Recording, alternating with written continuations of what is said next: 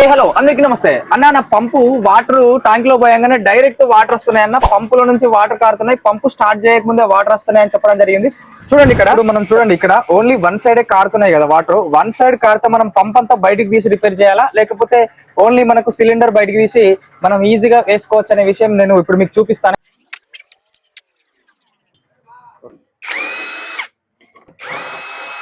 Cylinder ను మాత్రం బయటకు తీస్తున్నా. అసలు ఏం ప్రాబ్లం అయి ఉంటది, అసలు వన్ సైడే కారుతుంది కదా, ఇక్కడ అసలు ఏం ప్రాబ్లం వచ్చి ఇది కారుతుంది అనేది ఇప్పుడు నేను మీకు చెప్తాను. ఇక్కడ మనకు ఇక్కడ ఈ టెంపర్ వాచర్ అనేది పగలడం జరిగింది.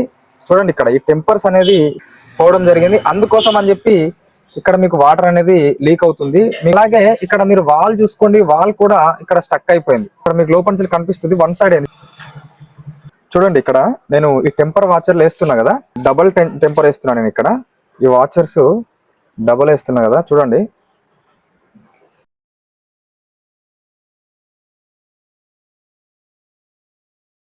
చూడండి, ఇప్పుడు నేను ఇది బిగిస్తున్నా కదా, ఇందాక మనకు వాటర్ పోయంగానే వాటర్ అనేది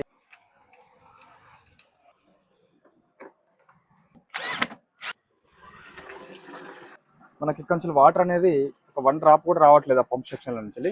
అలాగే ఇప్పుడు మనము స్టార్ట్ చేసి కూడా ఒకసారి చూద్దాం. వాటర్ కూడా ఒక్క డ్రాప్ కూడా మనకు లీక్ అవ్వడం లేదు. అలాగే ఈ వీడియో మీకు నచ్చినట్టయితే లైక్, షేర్, కామెంట్ చేయండి. ఈ వీడియో మీకు ఉపయోగపడకపోతే రైతులకు ఉపయోగపడుతుంది. మీకు తెలిసిన రైతులకు ఎవరికైనా షేర్ చేయండి. Thank you.